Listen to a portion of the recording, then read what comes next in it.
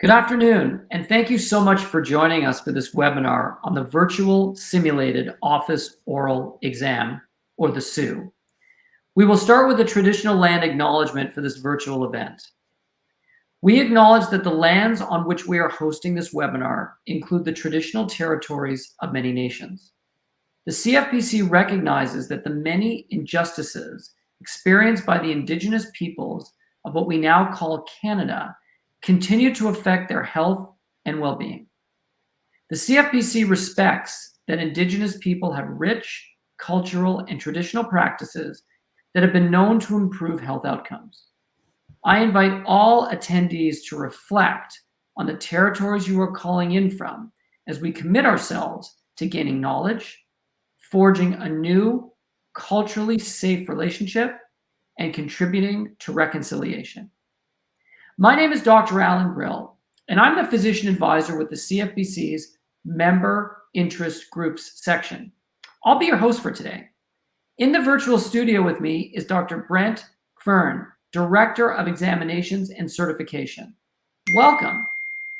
This is the second SU exam we are delivering virtually for all eligible candidates. Brent, could you tell us something more about the SUs in general and explain why the college has switched to a virtual administration? Well, thanks very much, Alan.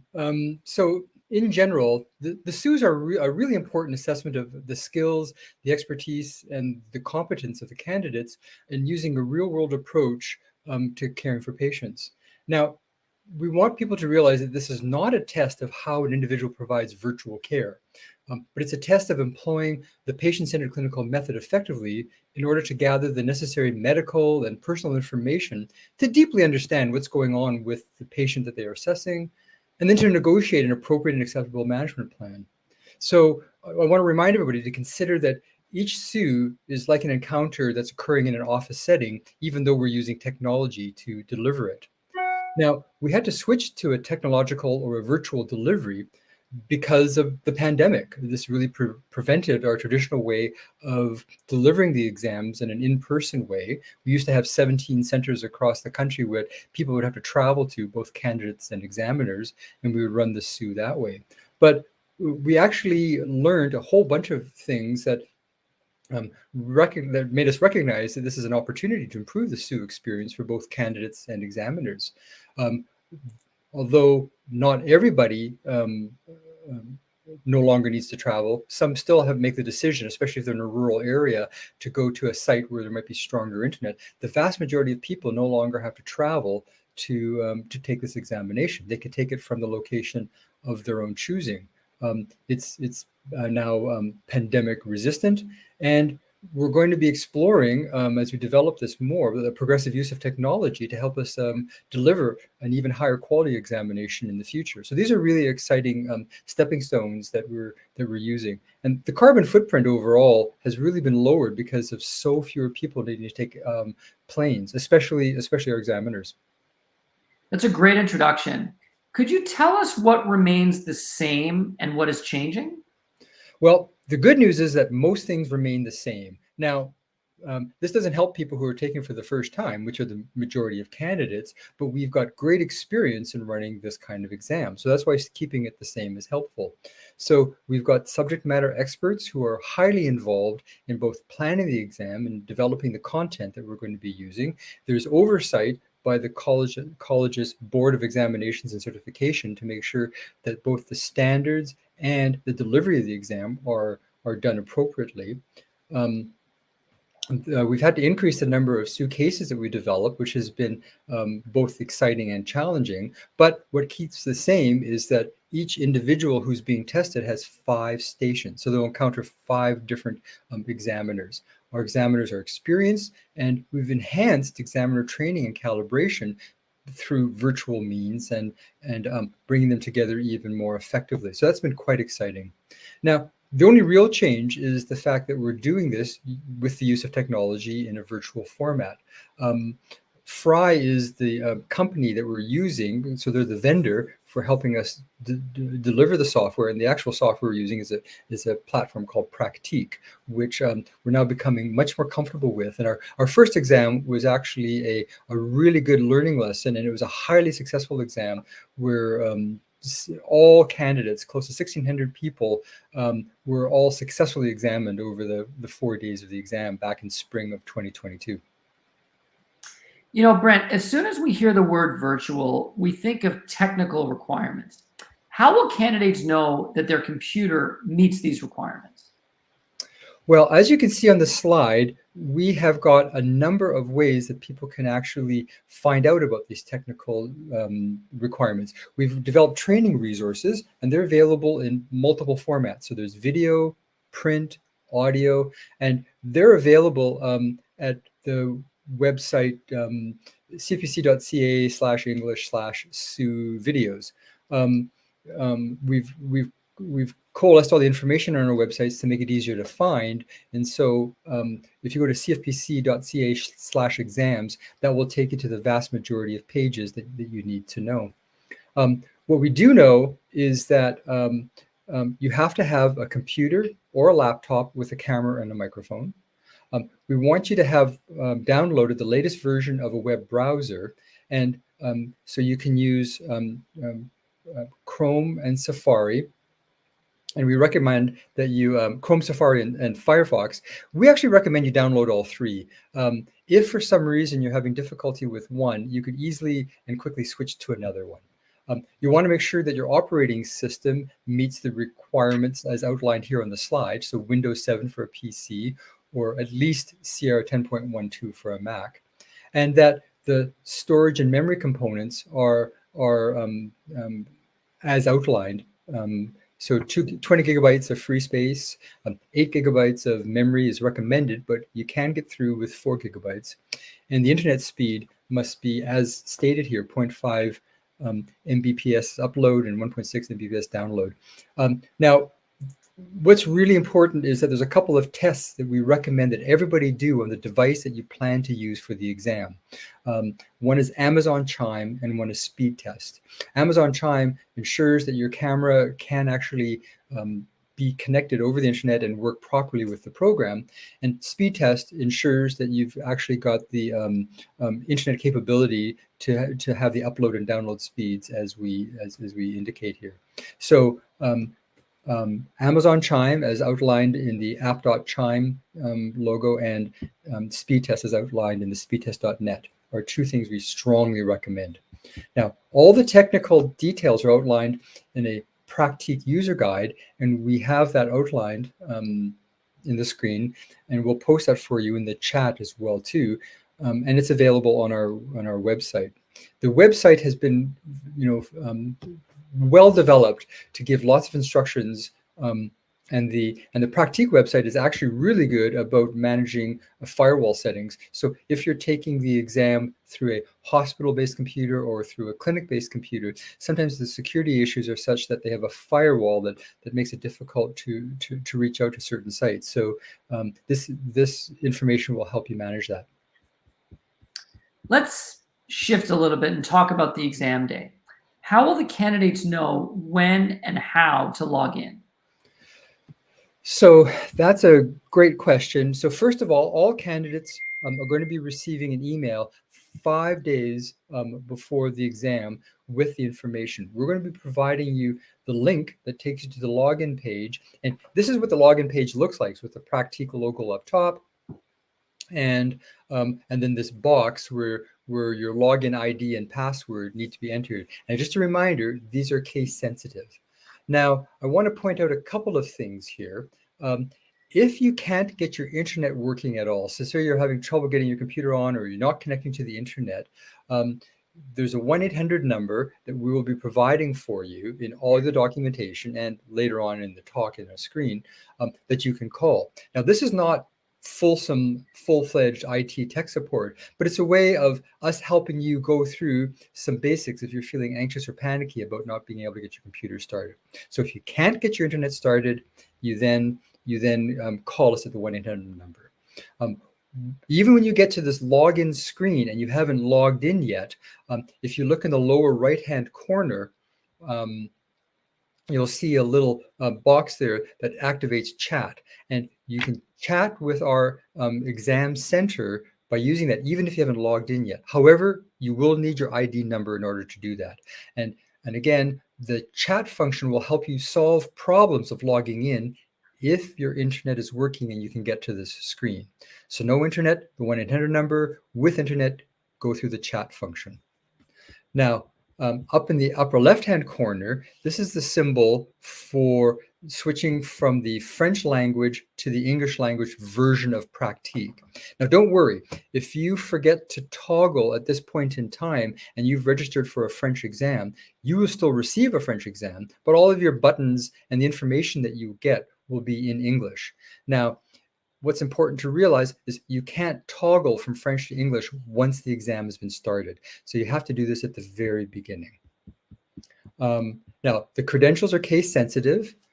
All times that you're going to be provided as to what your login time are going to be in Eastern time. So convert to your own time zone. One thing that we learned is people far on the West Coast in BC assumed it was their time. And so you need to be aware that all times are in Eastern time. Log in exactly at your scheduled time, because if you log in earlier, you'll get an error message. We have to, in the background, set certain parameters to allow the login to work to let you in. So you enter your ID, enter your password. You can cut and paste it from your email. We recommend just doing that. That's the easiest thing to do. You might want to keep your email open and cut and paste your ID and password. Once you are logged in, your ID number is going to be on the screen. So if you need to use the chat function while you're going through the exam, you will have your ID number available for you. And any kind of technical issue that pops up while you're taking the exam and your internet is working, use the chat function in the lower right-hand corner. So what exactly happens when candidates log in? So logging in at the very start of the exam, you're going to get to a holding screen. Now, we've got the big don't panic here because this screen is static. It's just going to sit there. And after a few minutes, you may wonder, oh my goodness, is this actually, the exam? Is something working? Is something wrong? Don't panic. You just sit there and you can wait. Now, there is a red arrow that points to this PIN number lower down. Ignore that. That actually has no meaning to us whatsoever, and you don't have to put anything in, and you don't have to push a button or anything. Basically, you just wait. So patience with a static screen. Then we wait for people to log in, and then in the background, we press a start button, and you will be taken to what's called a holding room. And it's basically your first exam station.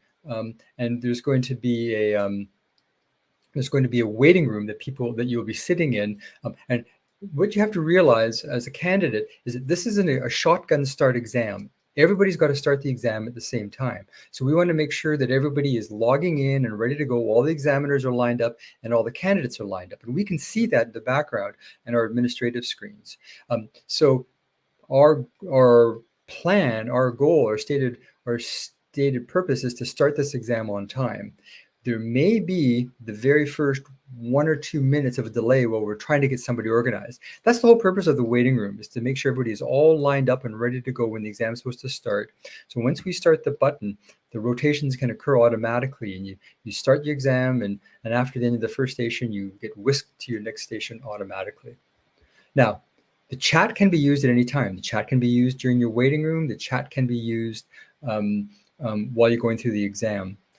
One thing I should mention is that while you're in the waiting room, you're going to go through an identity verification check. So you will hear a proctor's voice come over to talk with you and ask you to provide your ID and to give information that you will be asked to bring with you to the exam.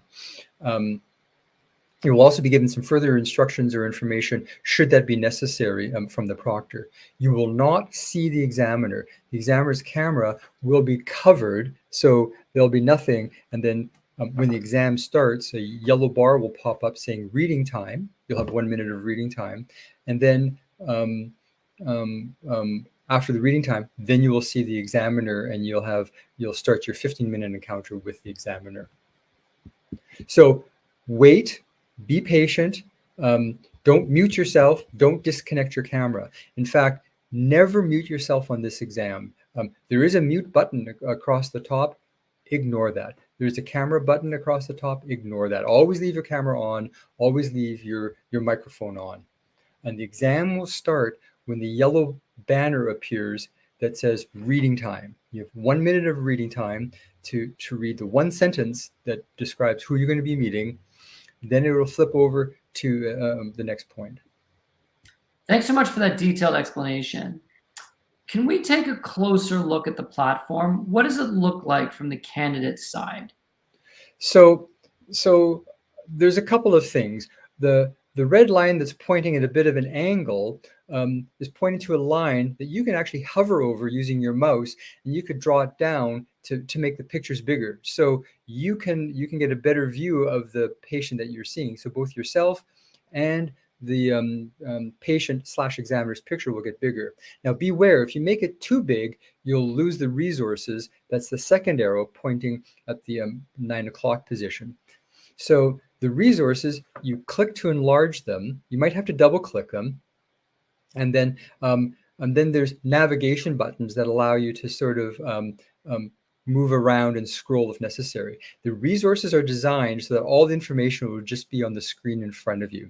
So just to let you know. Now, if we go to the next slide, you'll see up top that in the square, there's a notes button, and you can take notes during your encounter with the patient. Now, the notes are not visible to the examiner, and in fact, when you get transferred to your next station at the end of the length of the time, the notes will be deleted, and you'll start afresh at your next station. I also want to point out the countdown clocks, which is the yellow bar. One is the yellow bar pointing in front of you, and up top, there's another clock, which is the length of the station. Now, there's 3 parts to our exam. On slide 8, we'll have reading time, which is 1 minute. We have the assessment time. That's the time that you're going to be interacting with the examiner. Our training materials call this administration time, and we'll be changing that for the spring exam because our vendor made a change from administration to assessment time. So reading time 1 minute, encounter with the examiner 15 minutes, and then the marking time will be 12 minutes. So we could go back to the previous slide. Remember that the examiner will be muted during your reading time and during your marking time, and their camera will be off as well too. However, as a candidate, please leave your camera on and your microphone on. Don't mute, don't disconnect the camera. And if you have to leave to go to the washroom or something during the marking time, just let the examiner know that you have to leave the room verbally, and then when you come back, let them know that you've returned. Now, the station is 1 plus 15 plus 20. It's 1 plus 15 plus 12 length and time. So it's a 28-minute station, and the exam is 5 28-minute stations. Is there a way for candidates to see the platform before the exam? In a way, yes, there is. So we've just opened up a demo site, which is new for this administration, that candidates can access to get familiar with the platform. The link will be posted for you here, and the login credentials are generic. You enter ID candidate and the password. This is a demo, and then when you log in, you select the exam candidate demo English. Now, it'll show you that what the exam sort of looks like, and we're asking you not to play with the buttons across the top with the screen. I mean, so in the demo you can certainly see what they do, but remember not to mute or to turn your camera off during these. So there's no need for you to ever push these buttons during the exam. This demo site, you won't be able to connect your camera or microphone. So there'll be no video image of you, there'll be no video image of an examiner because there won't be an examiner there, and you won't be able to hear anything.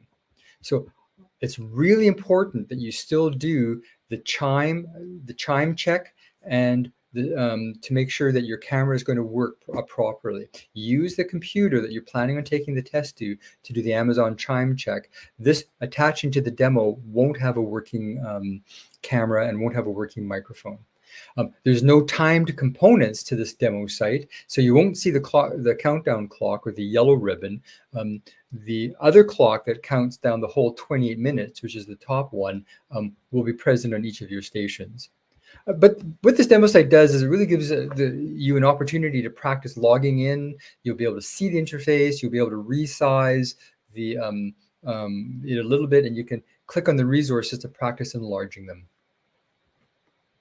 That's very helpful. Thank you. So back to the actual exam, how will candidates progress through the stations?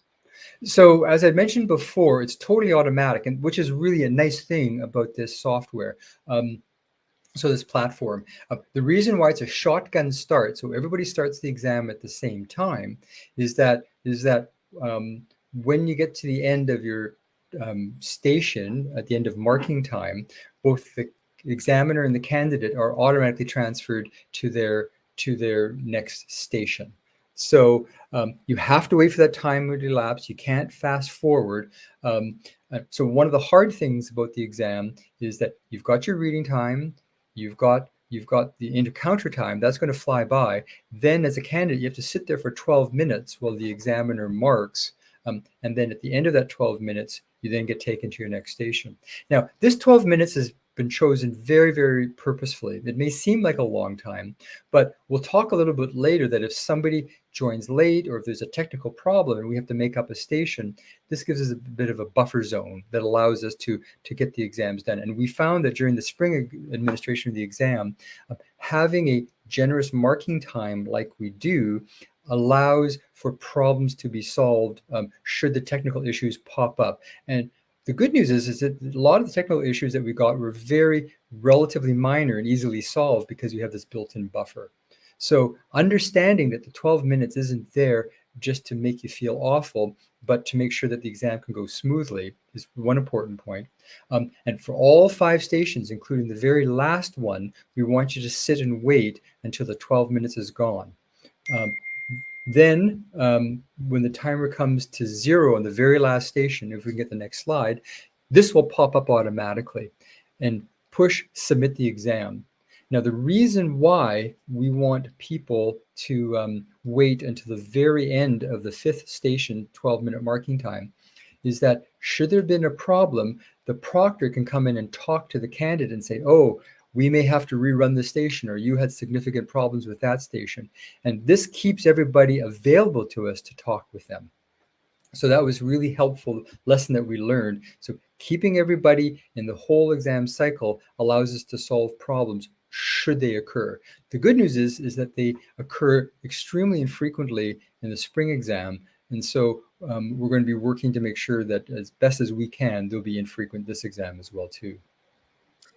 You know, I think that that's a really good segue to my next question. So just to recap, the general message is that candidates should stay on screen and that they will be transitioned through the exam automatically. So the million-dollar question is, what should they do in case anything goes wrong, or if they happen to have questions during the exam? So the first thing is to use the chat function in the bottom right-hand corner of the screen. So if you're logged in, your internet is working, or even if you haven't logged in yet, you can still use the chat function. You will need your ID number. Now, if everybody is using the chat at once, there may be a bit of a delay. Not to panic. We will be getting in touch with you and helping solve the problem. If your internet drops during the interaction with the examiner, you will be reconnected and the marking time will be adjusted so that you get the full 15 minutes of the interview. And if by any chance you're disconnected more than twice during the same session, we will reschedule the station and the proctor will talk to you about how that's going to happen, whether you stay on for an emergency slot or we bring you back at a different time. We find that if people miss 2 or 3 stations in a setting, bringing them back at a different time seem to work best for them.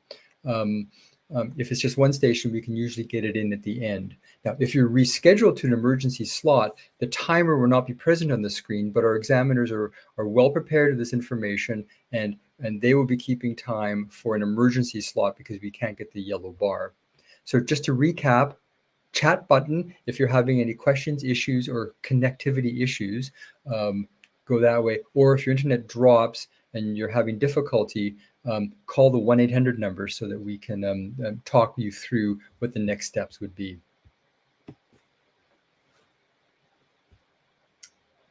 Okay, so we have a few questions from those that are watching, so I guess from our audience. So I'm just going to go over some of those, and then I'm sure others are going to be coming in. We got through the formal part of this webinar pretty quickly. I guess we got more efficient than we were last year.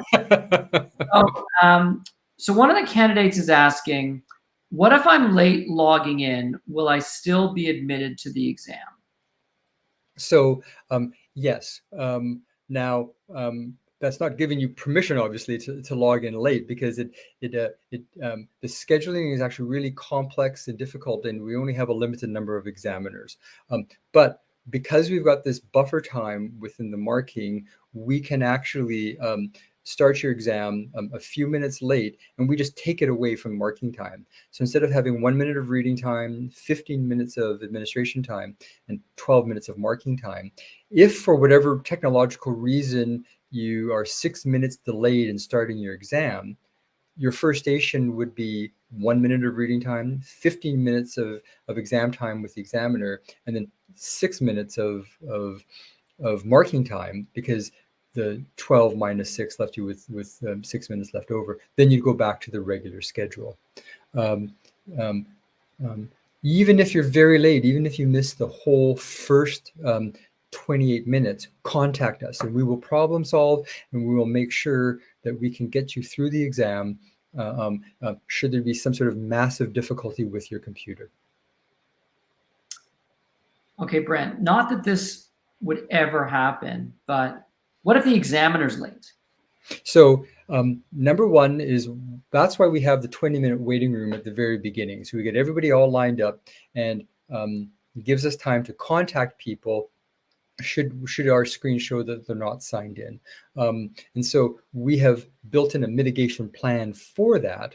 And we have got backup examiners if for whatever reason somebody doesn't show up. So your first station may start a little bit late while we get things organized, or we may have to delay your first station to the end of the session. So you would sit quietly through station 1 without an examiner, do 2, 3, 4, 5, and then do station 1 at the end in one of the emergency slots. So but we would problem solve that with you, and we would communicate with you via the proctor, talking to you as a voice that you don't see as to what's going to happen. So it would be very clear what your next steps would be. Okay. Here's another question that we definitely did not get last year. What happens if my exam gets interrupted by an emergency? For example, a fire alarm goes off in the building. So if a fire alarm goes off in the building and you have to evacuate, notify us. So you just let us know what's happening, and if you have to leave, we did have some emergency cases that occurred during the spring exam, and so what we would do is we would then work with you to determine when we can re-examine you. And so we've got some emergency slots that at the end of the day that we should be able to sort of fit somebody into. Now, the best way of doing that is with your cell phone, so we could contact you. So please make sure that you've got your member profile updated with your latest cell phone information. So if you don't call us, we can call you, and we can figure out what's going on. And one lesson that we learned is not everybody has their CFPC membership profile information updated, but that's the phone number that we have. So if we have to reach out to a person, we need to know that your information is accurate. So please make sure that your member profile information within the college is up to date, especially your telephone. But don't hesitate to call us, and then we will problem solve and figure out how to get you examined. I think you just reminded me that I should probably check my member profile on the website. You're not writing an exam, so we don't need your number quite as much. Here's a very practical question. Are candidates allowed to take notes during the reading time of their station? Of course, you can use the note function whenever you want. And so the notes function will operate. And again, they will disappear. So each time you move to a new station, the slate is wiped and your note function starts over from a blank screen. But if you want to take notes during your reading time, please feel free to do so. Okay. So if somebody's using a laptop that is touchscreen and has a writing stylus, are they permitted to bring the stylus with them when they're participating in the exam? Now, please check the technical requirements, because certain tablets are not recommended for this exam. So, and that will be outlined in much more detail on the website in the technical requirements, number one. Number two, yes, I mean, just like having a mouse, if you use a mouse as part of your interaction with the computer, you're allowed to bring that in. So you'd be allowed to bring in the stylus, given that that kind of tablet is actually supported in the exam. Okay. Somebody just wrote in the chat, but Tatiana already answered them. They said, if when they get their time of the exam, is it an Eastern time? And the answer is yes. You said that earlier, but we're just going to emphasize again. The time you have, remember, it is an Eastern time or Eastern Standard Time. Okay, got a couple more for you. What happens if the candidate who's at a certain station actually knows the examiner, so has some sort of personal relationship with the examiner? So first of all, we work hard to make sure that our examiners are aware of who they are examining, and for conflicts of interest to be declared prior to the exam happening. Now, we are defining a conflict of interest as having a close personal or financial relationship with the person who is assessing you, or who you are assessing. So if a person has seen you before and has assessed you, but has not made a pass-fail decision about you, it's okay to go ahead. So just happening to know somebody is all right. But if you've got a close personal or financial or a familiar relationship with them, then no. So you declare that right away to the examiner. You state, listen, I feel this is a conflict of interest. And a good thing to do is also to put that into the chat as well too, because we monitor the chat the whole time. What operationally is going to happen is then both you and the examiner will have to sit there for the entire length of the station, the reading time, the administration time, and the marking time, and then you move on and you finish your exam. We will then, through the proctor, give you information as to how you stick around and where you need to maneuver to get that exam done, that station done by a new examiner. There's back and forth buttons that allow us to move around. We'll give you those instructions by a proctor. You never have to touch those buttons otherwise, and so that would be the only time. Okay. This next question sounds like another technical question.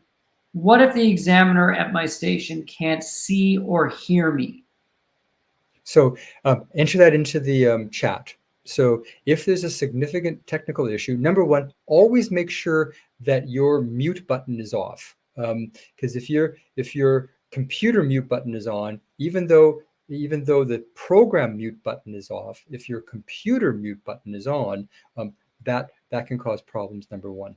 Number two, if you're having difficulty, put that into the chat, because the chat is typing, and so we might be able to help problem solve what's going on.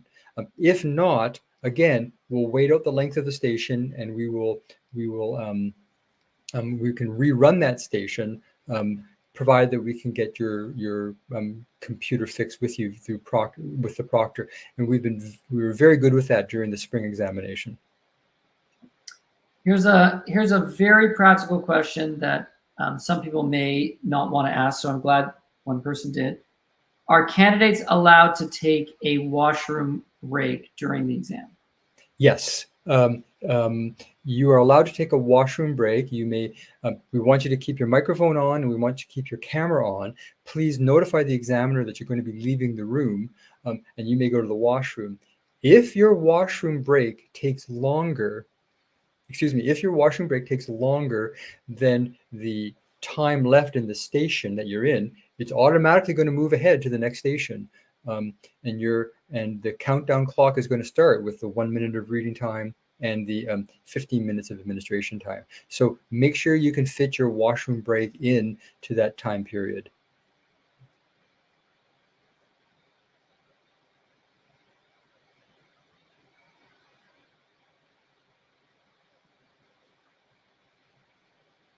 I think that we might have dropped Alan. And so right now, as I review the questions here, it doesn't look like we have any other questions. I just want to take this opportunity to thank Alan very much for being the host and for going through this information. I urge you all to take a look at the College of Family Physicians website and the frequently asked questions and information. Oh, he's back. I'm not sure what happened there. I guess that was my own technical problem I'll have to sort out. I Oh, apologize. you must have touched one of those buttons, you know? For my brief absence. Yeah. Okay, there's some more questions coming up, so my return is very timely. Is there any specific recommendation for the room that the candidate is getting the exam in? So we are not doing a 360-degree evaluation of your room. So no, we don't have any specific requirements. I mean, ideally, you should not have notes plastered all over your wall. And if you do, if the proctor is worried, they will notify us in the exam center that inappropriate medical information is posted. But if you've got books in the room, if you've got other things in the room, we certainly understand. But take it in the location of your choice. Make sure that the room itself is quiet. Make sure that the room itself has got a good internet connection. If it's possible to have a wired Ethernet connection to your computer, we recommend using that from your modem. We recommend that people in the house don't stream anything or look at Netflix or play any games while you're taking your examination, because you want to preserve the bandwidth that's coming to you and your upload capability as well. So making sure that the house is as quiet as possible. Keeping the door closed behind you, making sure there's no one else in the room with you is also an important factor. And we will have proctors who will be observing and highlighting as to if there's behavior that is really quite worrisome that's going on in terms of people reading books or looking at their phone while either going through administration time or going through marking time. You know, I'm glad you mentioned the cell phone right at the end of that answer, because there is a question about cell phones here. The question is, in order to be accessible if the internet gets disrupted, should a cell phone be kept inside the room or outside the room, but be accessible if they keep it outside the room? I would say keep your cell phone as accessible as possible, but not on the desk beside you. So if it's in the room with you, have it on the floor. It's not something that we want you to be interacting with, and it's not something that we want you to be using while you're on your 12-minute waiting time. And so it's not to be used to help pass the time. It's not to be used to be texting or to be reading through different articles, even if they're non-medical. But having your phone available to call us or for us to call you should there be a problem is really a good idea. Ideally, it's outside the room and easily accessible, but if it works best to have it inside the room, have it on the floor, out of hand's reach, so that you're not using it and you're not interacting with it. Okay. Will the platform show a 15-minute countdown clock at each station, or will it only show a total time remaining clock? It'll show both. So at the top of the screen, it has the length of time of the station, which is 28 minutes, 1 minute of reading time, 15 minutes of exam encounter time, 12 minutes of marking time. So it'll be a 28-minute countdown clock. And then the yellow bar, there'll be 3 yellow bars. The first one will say reading time, 1 minute countdown. The second one will say administration time, and it will be a 15-minute countdown. And then the third time will say marking time. It will not have a countdown. Now, the reason why marking time does not have a countdown is this allows us the flexibility in case somebody has to start the exam late and we have to steal time from the marking section. So that's a technical reason, but there won't be a countdown clock. However, you will have the clock at the top of the screen that will show how much time is left before you get transferred to your next station. Or if you're in your 5th station, until the screen pops up that allows you to submit the exam. Okay.